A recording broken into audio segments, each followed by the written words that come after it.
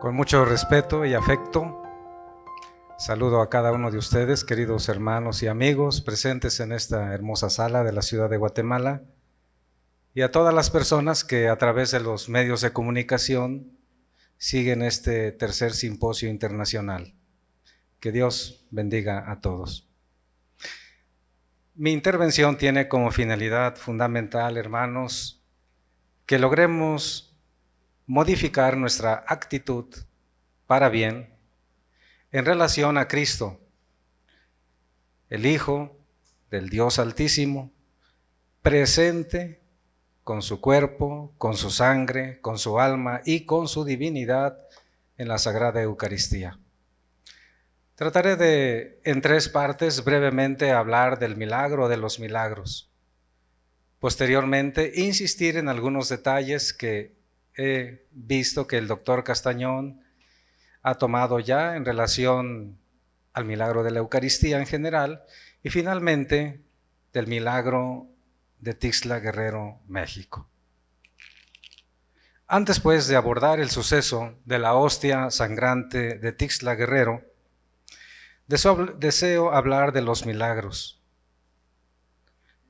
El milagro, hermanos, es descrito como un hecho o un acontecimiento donde se suspenden las leyes de la naturaleza, que no puede ser explicado por las leyes físicas y se atribuye a una intervención especial y directa de Dios.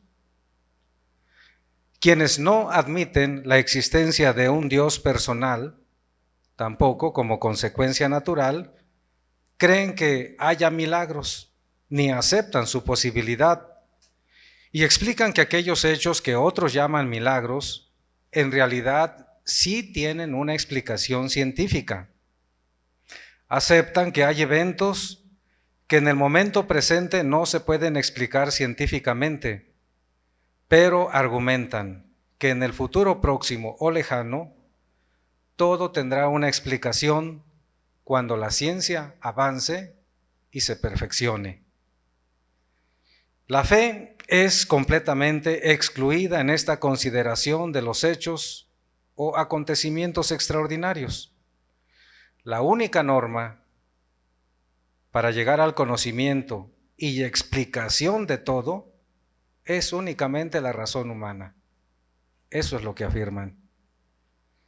Para los creyentes, como nosotros aquí presentes, para miles de personas que siguen este evento, el hombre, para conocer la realidad de las cosas presentes y futuras, no solamente necesita de la razón, también necesita de la fe. Y la fe de ninguna manera excluye a la razón, ni la razón a la fe. Creer es un acto razonable. En el marco del evento que nos ha congregado, conviene pues preguntarnos qué son, con qué motivo aparecen los milagros. Esos milagros, hermanos, de los que ya nos ha hablado el doctor Castañón, ¿serán obra de la casualidad? Los milagros corresponden exclusivamente a Dios, a nadie más. Una intención, sin duda, tiene el Señor cada vez que se manifiesta de esta forma. El milagro es un hecho que percibimos por los sentidos, por el que Dios irrumpe en el mundo. Indica así su obrar personal que manifiesta su poder y su gloria. El milagro no sucede al azar, tiene una finalidad. Por eso el milagro, como un simple espectáculo, es realmente imposible. La gente incrédula en el tiempo de Jesucristo, que al cuestionar su autoridad le exigían un milagro para creer, el Señor exclama: esta generación es una generación malvada. Pide una señal, pero no se le dará otra señal que la señal de Jonás. Es cierto que el hombre puede llegar a conocer la existencia de Dios a partir del movimiento y del devenir, de la contingencia, del orden y la belleza del mundo y el universo.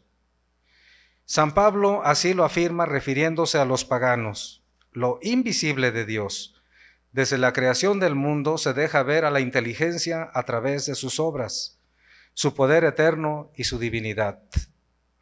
Dios, que creó al hombre a su imagen y semejanza, desea manifestarse a él, y por eso todo milagro tiene como finalidad mostrar su existencia, su poder, su justicia, su gloria y su amor misericordioso. Así Jesucristo mostró su divinidad con hechos portentosos y con obras llenas de sabiduría eterna.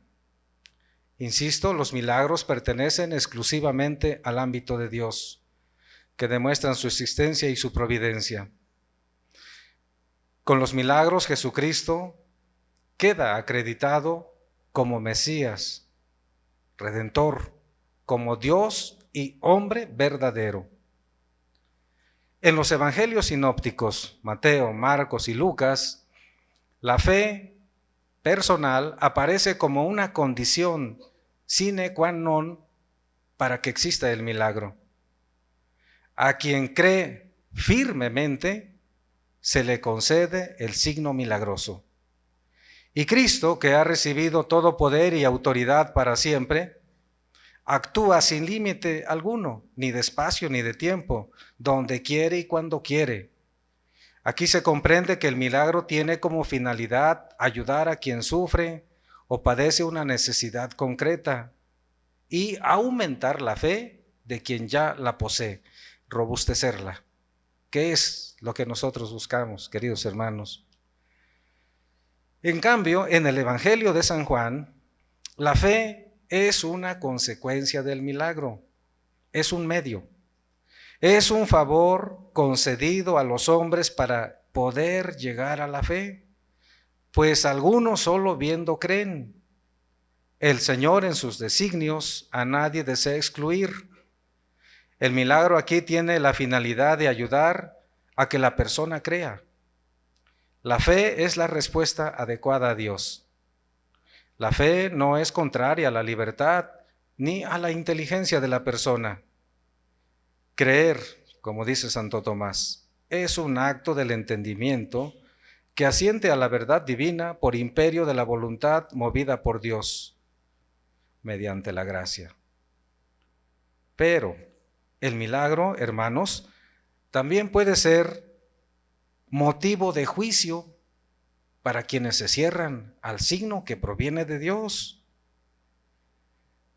Porque Dios, cuando obra el milagro, lo hace con una intención. Por eso, nosotros debemos estar siempre atentos al actuar de Dios, que desea comunicarnos algo con esos signos, como los que estamos estudiando esta tarde. En el Antiguo Testamento encontramos el caso del rey Ahaz. Al rey se le dice: Ahaz, pide al Señor tu Dios una señal en lo hondo del abismo o en lo alto del cielo.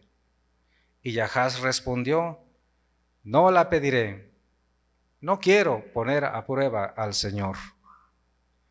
Parece una respuesta humilde, sensata. La negativa de Ahaz a pedir una señal para no poner a prueba al Señor no responde para nada a una actitud humilde de su parte, pues fue un rey impío, ampliamente descrito en los libros Segundo de Reyes y Segundo de Crónicas. ¿Saben qué? Se trata de un pretexto. La señal o el milagro no le interesa, porque él previamente ha tomado la decisión de no creer. Como hay muchas personas, hermanos. Les hablamos de signos como los que estudiamos y dicen: no me interesa, no creo. Yo no necesito de esas cosas para creer, podrían decir otros. Pero si vienen de Dios, ¿por qué te cierras? Pero si es el Señor que te está hablando con algo que puedes comprobar científicamente, como lo acaban de hacer los doctores, ¿Por qué cerrarse a los signos que vienen de lo alto? Se trata pues de un pretexto del rey. Lo mismo sucedió cuando nuestro Señor Jesucristo curó a un ciego y a un mudo. Ante el milagro aparecieron actitudes opuestas. Unos, admirados, reconocían a Jesucristo como el enviado de Dios. Los fariseos, en cambio, dijeron que Jesucristo expulsaba a los demonios con el poder de Satanás, el príncipe de los demonios.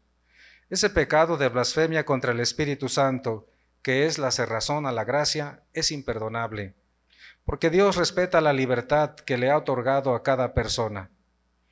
Creer es un acto, como quedamos, razonado y voluntario. Y no hay peor decisión que optar por no creer. Las curaciones milagrosas anunciadas por el profeta Isaías para los tiempos mesiánicos son ya una realidad en Jesucristo. San Mateo y San Lucas narran el episodio cuando Juan el Bautista envía a 2 de sus discípulos a preguntarle: ¿eres tú el que ha de venir o tenemos que esperar a otro? Al hacerle esta pregunta, el Señor se puso a sanar a muchos de sus enfermedades, dolencias y malos espíritus. Luego les respondió: vayan y cuenten a Juan lo que acaban de ver y oír. Los ciegos ven, los sordos oyen, los cojos andan, los leprosos quedan limpios, los muertos resucitan y a los pobres se les anuncia la buena noticia. Los milagros prueban en los relatos evangélicos que Jesús es el Mesías, el Cristo, el ungido de Dios, y queda excluida toda sugestión o magia. Son hechos de la omnipotencia de Dios, y Cristo es Dios, Dios y hombre verdadero. La Eucaristía, estimados hermanos y amigos, es Jesucristo. La hostia consagrada tiene vida. La hostia consagrada está viva. Cristo está presente en la Eucaristía en cuanto resucitado. Los estudios científicos hechos a las hostias que han sangrado así lo demuestran. La hostia consagrada es el cuerpo del Señor. La hostia de harina no es el lugar a donde llega a habitar el cuerpo del Señor. El vino consagrado tampoco es el lugar a donde llega a habitar la sangre del Señor. Después de la consagración ya no hay sustancia de pan, ya no hay sustancia de vino. Toda la sustancia de pan se convierte en el cuerpo de Cristo y toda la sustancia de vino se convierte en su sangre. En la Eucaristía está solo una sustancia, la sustancia divina. En la Eucaristía las sustancias de pan y de vino no existen pues al mismo tiempo con la sustancia del cuerpo y la sangre de Cristo. A este cambio total de sustancia la doctrina católica le llama transubstanciación. Esta transubstanciación ya citada tiene lugar cuando el sacerdote, después de invocar al Espíritu Santo, impone las manos sobre las ofrendas, pronuncia las mismas palabras que Jesucristo dijo en la última cena y primera misa: tomen y coman todos de él, porque esto es mi cuerpo, que será entregado por ustedes. Y luego, tomen y beban todos de él, porque este es el cáliz de mi sangre, sangre de la alianza nueva y eterna, que será derramada por ustedes y por muchos para el perdón de los pecados. Hagan esto en memoria mía. La transubstanciación es un milagro muy singular. Hay cambio únicamente de sustancia, mientras que los accidentes de pan y de vino permanecen. Ya no hay pan, ya no hay vino, hay exclusivamente cuerpo y sangre del Señor. Pero los accidentes de pan y de vino permanecen. La hostia, aunque consagrada, pesa lo mismo, tiene el mismo color, tiene el mismo aroma, sabe igual. Y el vino, que ya no es vino, sino sangre del Señor, mantiene igual el mismo sabor, la misma densidad, el aroma y el color siguen siendo los mismos. Hay cambio de sustancia y no de accidentes.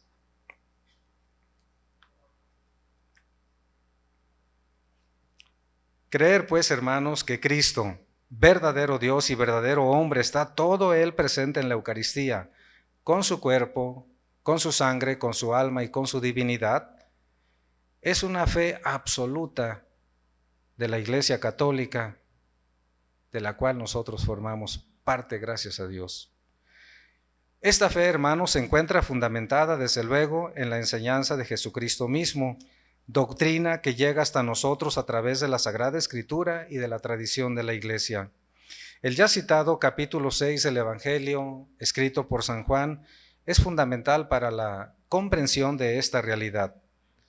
Después de la multiplicación de los panes, donde se dio de comer a 5,000 hombres, sin contar a las mujeres y los niños, que siempre suelen ser mayoría en las cosas de Dios, con 5 panes y 2 pescados, la gente quedó con el deseo de presenciar otro milagro, ansiando saciar su hambre. Y Cristo aprovecha esta ocasión para decirles: esfuércense por conseguir no el alimento transitorio, sino el que da la vida eterna, que el Hijo del Hombre les va a dar. Y es lo que este día nuevamente Cristo nos dice: no te preocupes solamente por el pan de cada día. No te preocupes por tener dinero suficiente para mantener a tu familia, para la salud, para la educación, para lo que te urja materialmente. Preocúpate por el pan que viene de lo alto. El Señor, hermanos, está anticipando lo que ha de hacer. En el discurso que sigue, Cristo habla al inicio, en términos generales, del verdadero pan del cielo, que ha bajado del cielo y da la vida eterna al mundo. Luego pasa a designarse a sí mismo como ese pan que baja del cielo. Luego afirma que el verdadero pan del cielo no es el maná, sino su carne.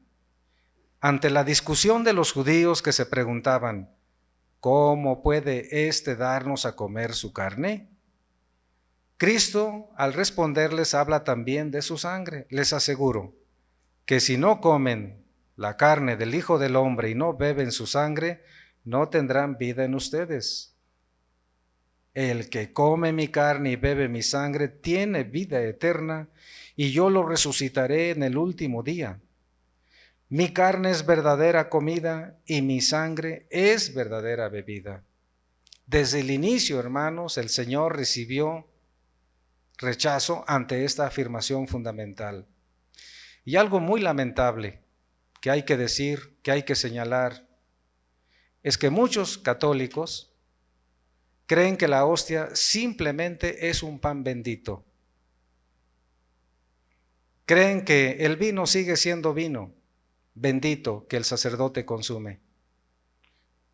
Es increíble el porcentaje de católicos que dudan, incluso que no saben que Cristo enterito está presente en las especies eucarísticas.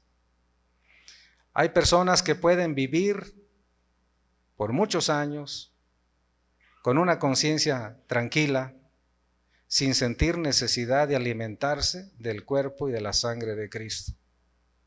Creen que comulgar no es necesario para salvarse, lo cual contradice la enseñanza de Cristo.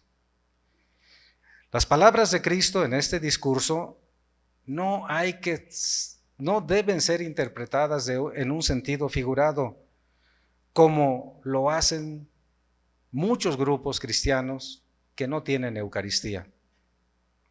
Explican que cuando Cristo habla del pan, se está refiriendo al pan de la palabra.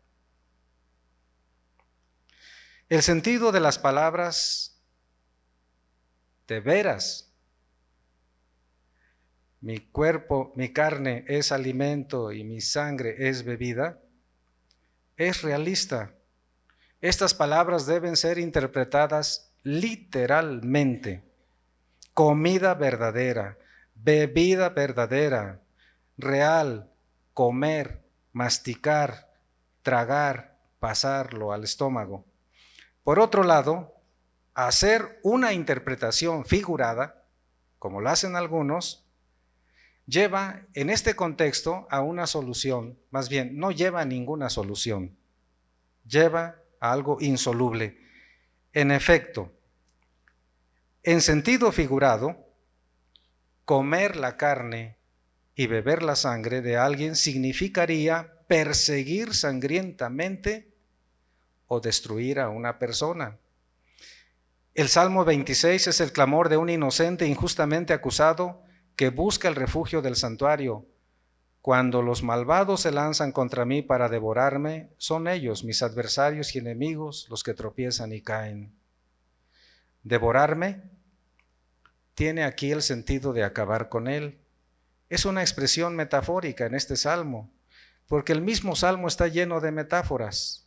Es una figura de crueldad y ferocidad. Isaías dice, Isaías 9:19, se aprovechan de este y no quedan satisfechos, abusan de aquel y aún quieren más, cada uno devora a su propio prójimo. El profeta pronuncia oráculos en contra del reino del norte, aunque Dios les ha llamado la atención anteriormente.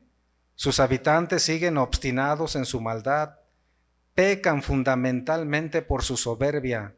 No hay justicia en el pueblo. Cada quien en cuanto puede se aprovecha. El término es devora a su prójimo. Isaías 49:26, obligaré a tus opresores a comer su propia carne y se emborracharán con su sangre como si fuera vino. Y todos reconocerán que yo soy el Señor, tu Salvador, y que tu Redentor es el fuerte de Jacob. En este texto del segundo Isaías, se trata de un contexto histórico distinto. El imperio asirio que le tocó al primer Isaías ha caído. También el reino del sur fue presa de Nabucodonosor, quien destruyó la ciudad y el templo de Jerusalén y se llevó cautivos a los israelitas a Babilonia.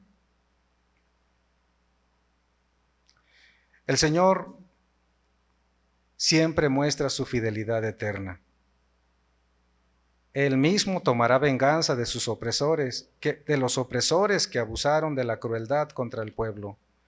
Comer su propia carne, emborracharse con su propia sangre, son también expresiones metafóricas del castigo grande que espera a los babilonios. Miqueas 3:3 es un texto sagrado que habla en contra de los jefes de Israel, a sus gobernantes. Ustedes que odian el bien y llaman el mal, arrancan la piel del cuerpo y la carne de los huesos. Ellos devoran la carne de mi pueblo.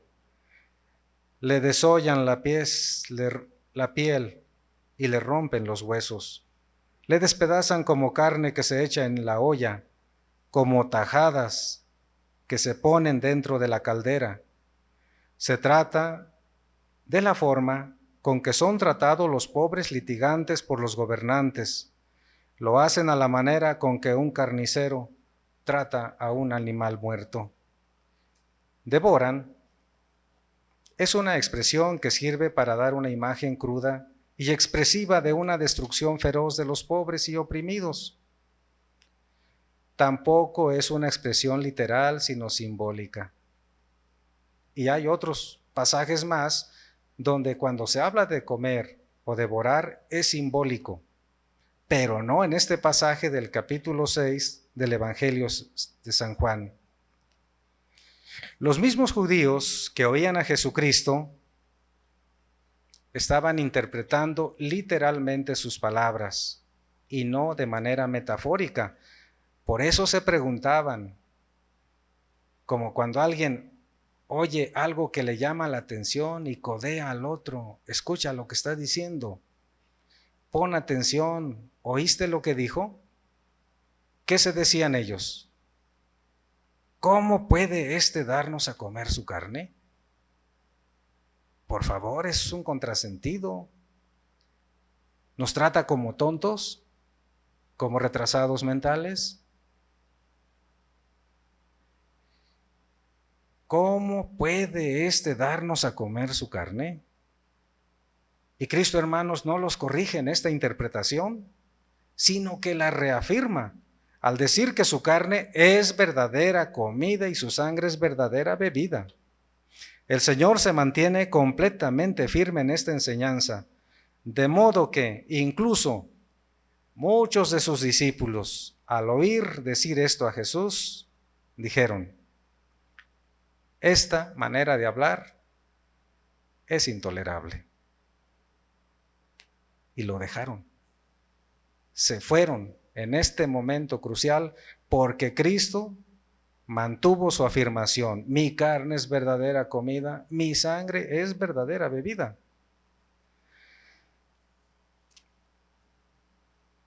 En este momento crucial lo dejan y no vuelven más a estar con él.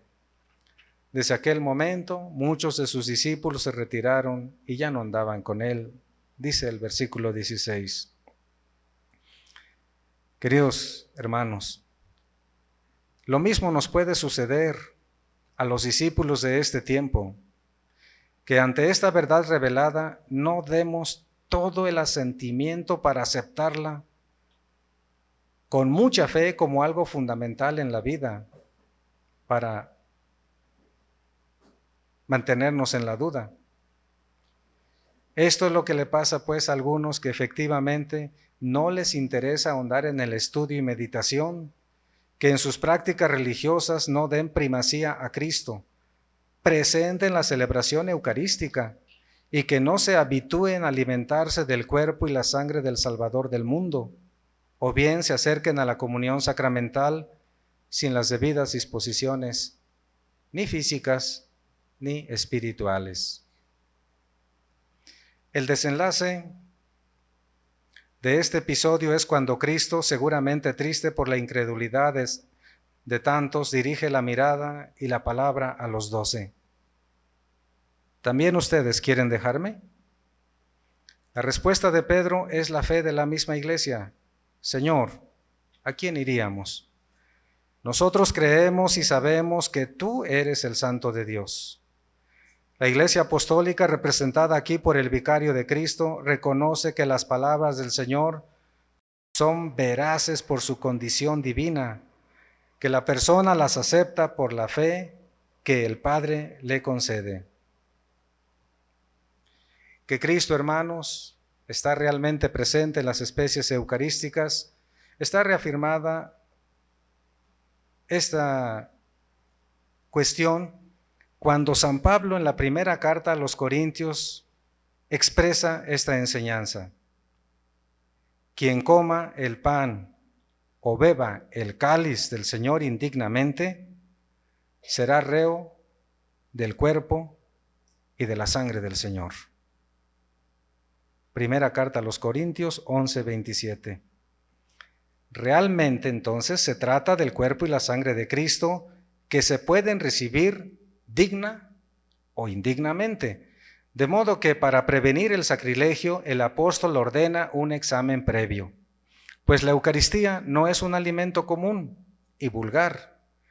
Recibirla indignamente es comer y beber su propia condenación.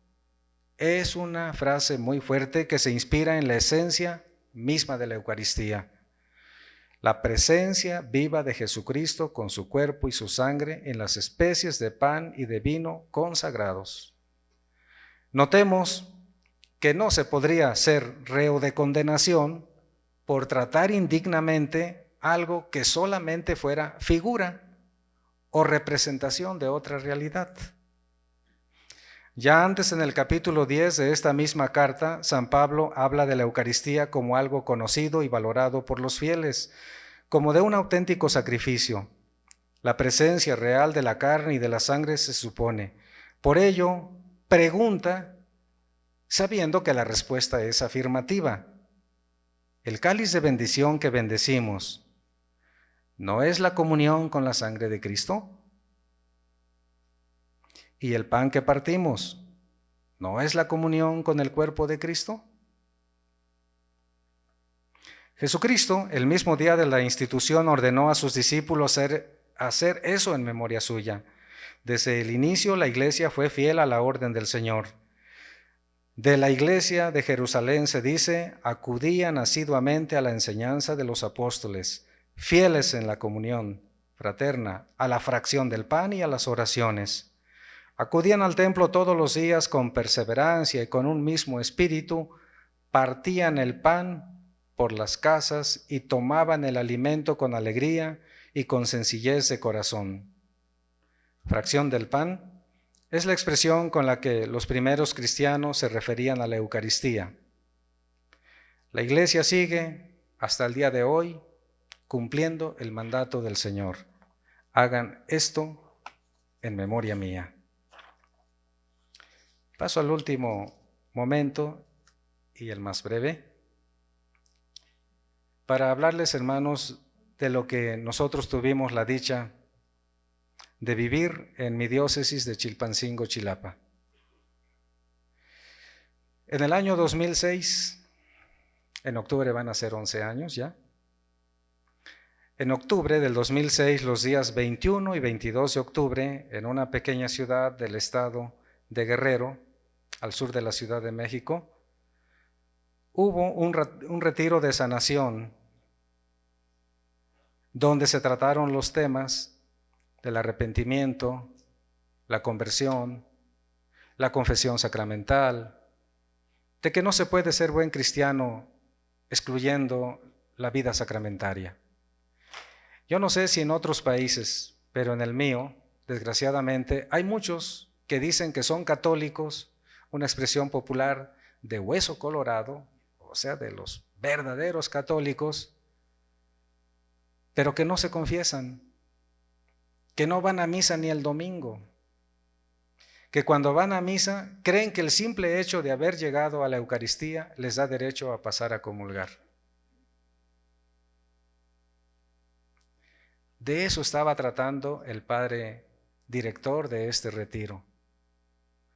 Todo transcurría con normalidad. Cuando llegó el momento de la distribución de la Sagrada Comunión, una religiosa que venía con él ayudaba, como otros ministros extraordinarios de la comunión, a repartir este sagrado alimento. De pronto, cuando estaba la fila, mete su manita para sacar la próxima hostia. Frente a ella estaba una persona adulta en silla de ruedas que recientemente murió y que ella siempre decía: a mí me iban a dar esa hostia. Lo decía pero llena de regocijo. Esa hostia me tocaba a mí. Pero cuando la hermanita sacó la hostia, la sintió primero húmeda, porque a veces nosotros, que cuando distribuimos la Sagrada Comunión, pues ya tenemos práctica y tomamos la hostia con facilidad. Ella también tomó la hostia, pero la sintió blandita, húmeda. Y al fijar su mirada, la vio como ustedes la pueden apreciar ahorita al frente. Ese padre que está ahí, el padre Raimundo Reina Esteban de la diócesis de Tijuana, fue quien dirigió el retiro. La hermanita, dicen los testigos, se puso de todos los colores. No sabía qué hacer.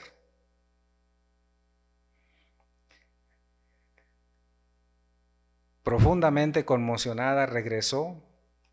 Era el auditorio municipal de la ciudad, no era la iglesia, un templete parecido al en que nos encontramos. Da la vuelta y le entrega el copón al sacerdote. Padre, mire lo que está aquí. Y el padre, como ya nos refirió el doctor Castañón, ya era la segunda ocasión que veía una manifestación de estas. Ese día era el cumpleaños del párroco del lugar, el padre Leopoldo Roque Rosales, actual rector de nuestro seminario diocesano en Chilapa, Guerrero, México. Era el día de su cumpleaños. Y el padre Raimundo, conocido con cariño, padre Rayito, tomó la hostia, la miró de cerca y empezó a sollozar. empezó a sacudirse, como cuando una persona no sabe qué hacer de los nervios. Cuando una persona está profundamente conmovida, a todos nos ha pasado así, ¿no? Cuando queremos llorar y no podemos. Imagínense, hermanos, qué emoción. Entonces, el mismo padre Rayito, cuando se le preguntó, porque después el obispo diocesano, Monseñor Alejo Zavala Castro, nombró una comisión para que estudiara este fenómeno que los padres llamaron el fenómeno misterioso de la hostia de Tixla. Convocaron a muchas personas que habían estado allí presentes, entre 600 y 800, en ese retiro de sanación. Y también el padre Raimundo fue entrevistado. Sin embargo, sobre este momento, él no da muchos datos, es muy parco. Yo creo que se le nubló la razón. Ya ven, como si, ¿por qué no hiciste algo? No supe ni qué hacer. Hay momentos en la vida en que decimos, no sé ni qué hacer. No supe qué hacer. Ninguna idea me llegó a la cabeza. Pero las personas entrevistadas dicen de este momento, el padre Rayito mostró la hostia, hablando de la mancha roja aparecida en ella. Dijo que era un regalo de Dios para todos y para el padre Leopoldo en el día de su cumpleaños. Y preguntó, hermanos, ¿qué nos querrá decir Dios con este signo? Pregunta válida, yo siento, hasta este momento. ¿Qué nos quiere decir, hermanos, Dios con estos signos tan repetidos a lo largo de la historia, de los años, de los siglos, de los países? ¿Que de plano Dios no tiene ningún mensaje? ¿Los milagros son pura casualidad? ¿Se vale ser indiferentes? ¿Qué nos querrá decir, hermanos, Dios con este signo? La reacción del padre Rayito, dice otro, fue que empezó a sollozar. Y entonces la gente, al ver al sacerdote llorando,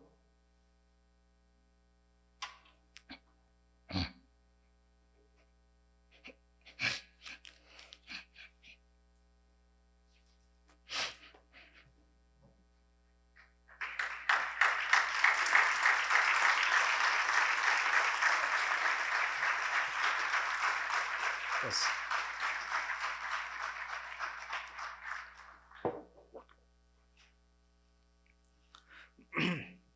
disculpen, empezaron a hacer lo mismo.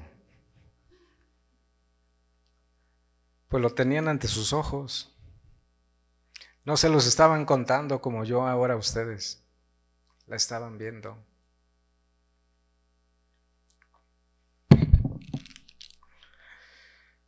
El padre Rayito lloró y dijo que era un regalo para el padre Leopoldo por su cumpleaños y también para todos. Al padre, mientras mostraba la hostia y hablaba a la gente, como en 3 ocasiones se le quebró la voz. Dice una hermana, yo pude ver el rostro de mi fundador lleno de gozo. En los rostros de los presentes había admiración, alegría. En mí hubo muchos sentimientos encontrados. Yo caí de rodillas, dando gracias a Dios, y luego todos nos hincamos, lloramos, y nos invadió la emoción. Yo sentía un escalofrío, me salieron granitos, como cuando se hace la piel de gallina. Vi la hostia de la que se habla cuando la elevó el padre Rayito. Otra persona dice, cuando el padre Rayito levantó la hostia, yo vi en ella el rostro más hermoso que mis ojos jamás han contemplado. Las facciones más refinadas, de piel, color claro, de pelo castaño y ondulado a la altura de los hombros, y que el viento ondeaba ligeramente. Ese fue, hermanos, digamos, el momento de ese día glorioso, 22 de octubre del año 2006. ¿Qué pasó después? La hostia fue llevada al sagrario parroquial al término de la misa. Los padres Raimundo y Leopoldo no dijeron ni declararon en ese momento que se trataba de un milagro, ni que verdaderamente era sangre lo que tenía la hostia.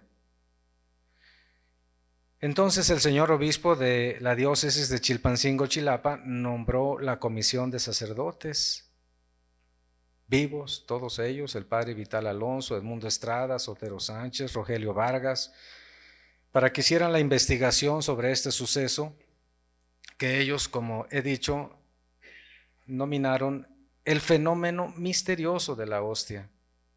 Fueron entrevistados 17 testigos y todos refieren las cosas de manera idéntica y en su momento valoraron el suceso como una manifestación muy especial del Señor, diciendo que para ellos de verdad se trataba de un milagro. El resultado de esa investigación fue presentado al señor obispo y guardado en la curia diocesana. Eso fue hacia el año 2008.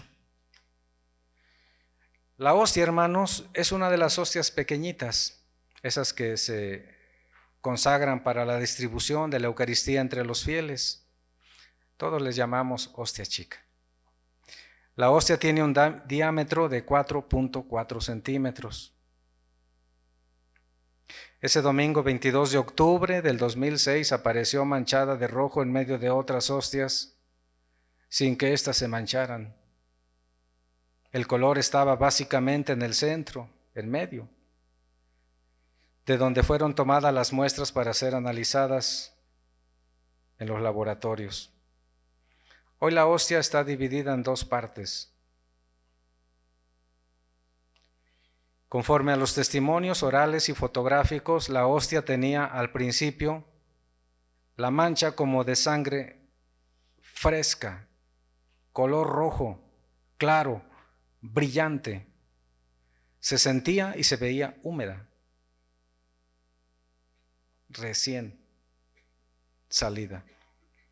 Hoy, a casi 11 años, la hostia está incorrupta. Y debemos recordar que la harina de trigo con que se confeccionan las hostias es altamente corruptible. Y por eso en poco tiempo sufre graves alteraciones por hongos y bacterias. De hecho, los sacerdotes, bien lo sabemos, tenemos que renovar con frecuencia la reserva eucarística por este motivo.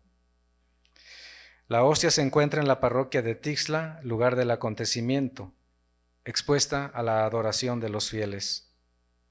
En el segundo simposio internacional auspiciado por el Discipulado de la Misericordia, DIMI, celebrado el 25 de mayo del 2013 en Chilpancingo, el doctor Ricardo Castañón,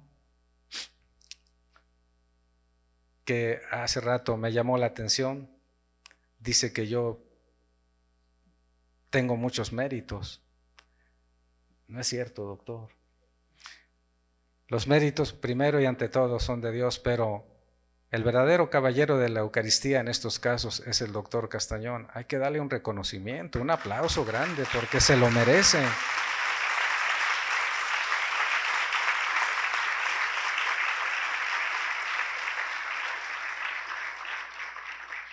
En el año 2009, 3 años después del acontecimiento, el doctor estaba dando una conferencia en un teatro de Chilpancingo. Lo recuerdo muy bien porque en ese entonces yo era el vicario general de la diócesis y anotaba todo en la agenda, y cuando vi, el doctor Ricardo Castañón, cuando escribí las memorias de lo que estoy diciendo en este pequeño escrito, ahí vi que estaba él presente en aquella ocasión y le dicen: doctor, pasó esto en Tixla.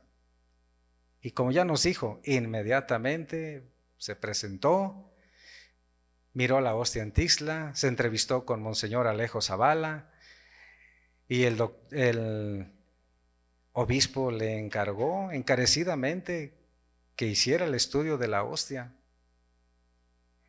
Quiero decir, hermanos, algo importante que el doctor omite, porque es muy sencillo, muy humilde. La diócesis nunca le dio un solo quetzal, ni un pesito mexicano, nada. para estas investigaciones que nosotros podemos imaginar son costosísimas. En distintos laboratorios y en distintos países, en fechas diversas, las muestras fueron llevadas. Lo que decía en un laboratorio lo corroboraba en otro. Por lo tanto, no recibió ningún dinero como para poderle exigir resultados predeterminados conforme a lo que nosotros quisiéramos saber. 3 años después del evento, se lleva la primera muestra. Durante 3 años, según su testimonio, estudió la hostia. Y el 25 de mayo del 2013, como acabo de referirlo, él, junto con otros doctores, el doctor Eduardo Sánchez Loza, médico mexicano, y Carlos Parellada, médico guatemalteco, presentaron brillantemente los resultados de los estudios realizados a esta hostia sangrante de Tixla a lo largo de 3 años en distintos países y laboratorios. Los resultados sorprendieron gratamente a todos. Recordemos, hay sangre humana, tipo AB. La sangre proviene del centro de la hostia hacia el exterior de una cara de la misma hostia. Hay glóbulos rojos y blancos vivos, estructuras fibrosas propias del músculo cardíaco. Después de haberse celebrado exitosamente ese simposio, la hostia fue llevada nuevamente al sagrario de la Casa Episcopal de Chilpancingo. Vino el tiempo de consultas a los sacerdotes diocesanos representados en el Consejo Presbiteral. Se reflexionó sobre el misterio eucarístico. Se invocó al Espíritu Santo para descubrir el mensaje del Señor presente en este acontecimiento. Luego de este importante lapso de tiempo, el obispo diocesano, Alejo Zavala Castro, tomó la firme decisión de declarar milagro eucarístico a la hostia sangrante de Tixla, y se trata de un milagro dentro de otro milagro. En efecto, hermanos, como hemos reflexionado, el cambio de sustancia o transubstanciación sobre el pan y sobre el vino, ese sí un milagro, el milagro de cada misa, que a veces ha dejado de sorprendernos. Tenemos que sorprendernos porque Dios es perseverante. Dios siempre nos está dando pruebas una tras otra, y como la misa ya algunos no transforma, mire, más signos a nuestro alcance. ¿Qué más podríamos pedirle a Dios? ¿Qué más debería hacer Dios para convencernos? Ese es el primer milagro. La hostia de Tixla era ya una hostia consagrada, primer milagro, y de ella brotó sangre con todas las características de la sangre humana, segundo milagro. Adorado sea el Santísimo Sacramento del altar.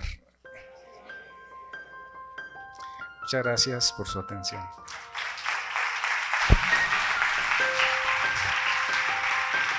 Gracias, muy amable al Padre Víctor